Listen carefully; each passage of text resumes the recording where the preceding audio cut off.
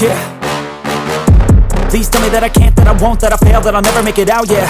Please tell me all the bad, never good, fill my head full of every single doubt, yeah. Please say any negative thoughts, I pop off when I hear people say I cannot. I get off to the thought of proving everyone wrong, I won't stop to the top, so you better back off and get lost. I'ma stay loud, stay proud, never running out, never heading south. I'll be spreading out, call it word of mouth, can't put me down, I'll be getting loud. You can have your doubts, not what I'm about, have your cloud, it be raining now. I keep making sound, go another round, I'm legend bound, can't stop me now.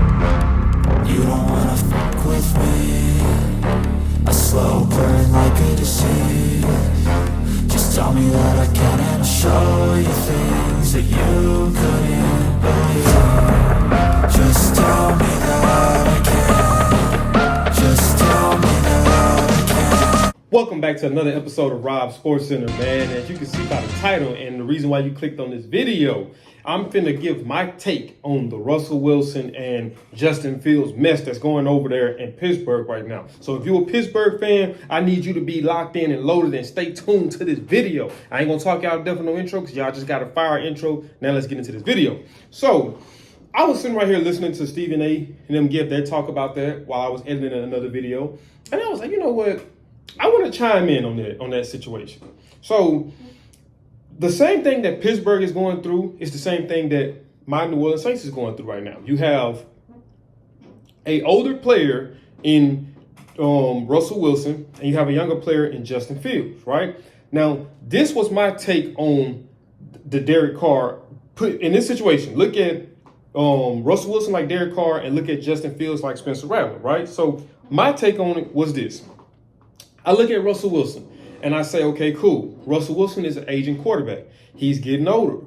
Russell Wilson's best days, in my opinion, is behind him. It's not going to be a lot of players that have the same drive and determination as Brady did to get old, to get better with age. Most players are going to decline play-wise the older that they get. That's just proven fact for the most part, right? Everybody's not doing the same things that Tom Brady was doing to keep his body in such good shape over the course of his long career. So my thing is this, right? And I'm glad I brought Tom Brady up. So Tom Brady did an interview a while back with Stephen A. and he just did a recent one with Stephen A. too, where he touched on something that he said a while back in an interview that I had wanted to make to chime in on. I made that video maybe like 3 or 4 videos ago. So if y'all want to go check it out, go check it out. But Brady was, in so many words, was just saying that it's a lot of mediocrity in today's league. And he was saying he don't think that the coaching is as good, nor do he think the development of young players is as good. So we're going to go to Justin Fields, right? You take Justin Fields, a phenomenal quarterback, in college, and, was projected to be a pretty phenomenal quarterback in the NFL. It's just he went to the Chicago Bears. The Chicago Bears is known to be a quarterback killer in recent years. Look at the Mitchell Trubisky thing. Look at the Justin Fields thing. Now they got Caleb Williams, right? So my biggest thing that I was saying with Chicago, they didn't want a repeat of what happened with Mahomes because they said that Chicago had an opportunity to draft Mahomes, but they chose to take Mitch Trubisky instead, right? So look at what Mahomes became to be. And when people start thinking about, okay, how did Mahomes fall here? And they start doing research, they say, man, so let's say Chicago had opportunity to get him, and there was a few other teams that had opportunity to get him. So they didn't want to repeat of that. And in their mind, it's easier for us, instead of trying to build up a Justin Fields, it's easy for us to go get somebody else and hope to God that he can come in and be productive just like that, because we don't want to develop him. We think that that's a lost cause. Look at the team that Chicago had when they had Justin Fields and ask yourself, do you really think that they put him in the best possible position to be successful? What do I always tell you guys? I always say, if you take Patrick Mahomes and put him on the Bears team that Justin Fields was in, will he be the same Mahomes? Take Joe Burrow and put him on the same team that Justin Fields was on, would he be the same Joe Burrow? It can go on with Josh Allen, it can go on with Lamar Jackson. So you got to ask yourself, was he put in the best possible position? He's a young player with potential, a buttload of potential. When you look at his athleticism, when you look at the threat that he has with his legs, it's a lot that can be utilized with that. And you pair that with good coaching in terms of Mike Tomlin, I think that you can get some pretty good results because I think Shady even was talking on this when I was looking at the Speak interview, and he was saying that we've seen Pittsburgh make it to the playoffs with, no disrespect to him, but with George Pickens as quarterback. And I was telling Steelers fans that he wasn't it. And a lot of them like, oh, nah, and look at where we're at now. And I reign supreme in what I said. So you take a quarterback who's much better than that, in my opinion, and put him with the Steelers, you know, the results are possibly endless. Now, granted, you are in a stacked side with AFC because you got, you know, you got Mahomes, you got Lamar, you got Josh Allen, you got Joe Burrow, you got CJ Stroud on the way coming on up now. So you got some competition, man. Like Cleveland will have to show me before I can put them in the category of saying that they're one of the top dogs over there. I don't believe that. I'm not going with that right now. They're going to have to show me. They're going to have to make me a believer because right now I'm having a hard time seeing it. But you take Russell Wilson. Russell Wilson is a good quarterback. We can't deny what Russell Wilson has done in the NFL. Went to 2 Super Bowls, won one, played pretty good in the second one. Obviously, the call was on Pete Carroll in a sense. And I know a lot of people said, well, he could have audible. Yeah, he did. At the end of the day, it is what it is. But he's had a pretty great career. You look at his last 2 years with Denver, not so pretty. You know, so he's already coming off a bad track record with that. So now you bring him into the Steelers situation. So the thing is this. It's hard. So the first game the Steelers had, him and Justin Fields stunk it up.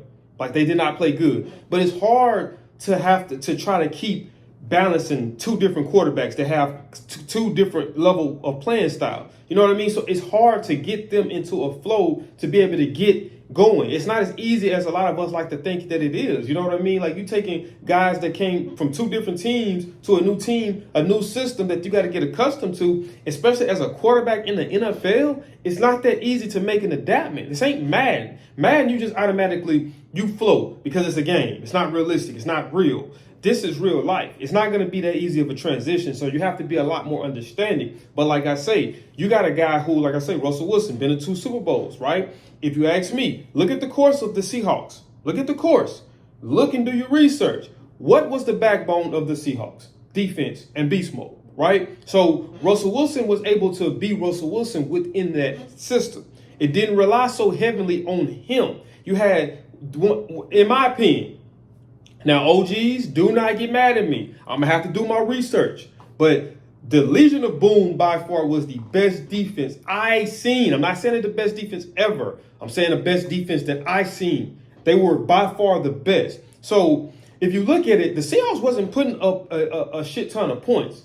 A lot of times they was having trouble scoring the ball. You know what I mean? But when you look at the teams that was going up against that defense, they could barely even put up 21 points. So if we can score 17 points offensively and they hold this team to 14 points, then we win the game. So it wasn't, Russell Wilson wasn't coming out there leading the league every year in passing yards, leading the league every year in QB rating, leading the league every year at touchdowns. He never won an MVP or in a regular season MVP. Like, look at the Super Bowl when they played the Broncos. Who dominated that Super Bowl? The defense. And he did what was required of him within that.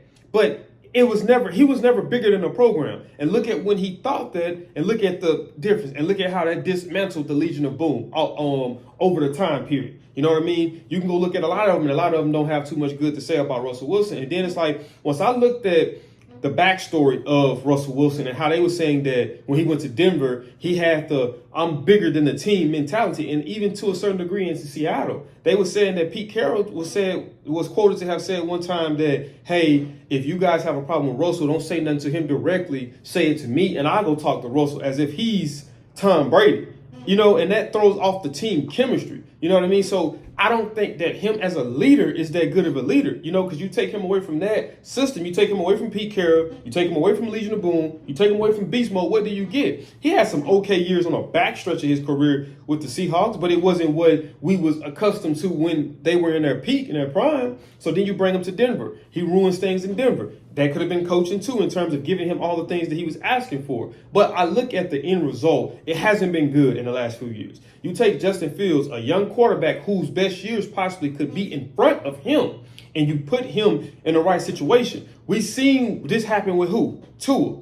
We looked at that. Tua then came out and spoke boldly about Brian Flores. right? And the mistreatment that he had to deal with him as a coach, and how even me, as well as most sports fans, were saying, "Oh, he gonna be a bust." And you bring Mike McDaniels in, and look at that. Look at what you got now. And you can say, "Well, it's because they got a high-powered offense." Okay, cool. But at the same time, he has a teacher, a leader, as a coach that's able to develop him and that's gonna make him better. So that same thing could be with Justin Fields. They just went and got Keenan Allen after Justin Fields was gone for Caleb Williams. You know what I mean? So, in my opinion, I think that they should move forward with Justin Fields. I think that Russell Wilson has showed us what he's going to do in the National Football League. Justin Fields hasn't had the opportunity to show us what he can do. Like, we have to be understanding a lot of times, man, because, like, when you're dealing with these top quarterbacks that's being drafted, these guys are being sent to no man's land.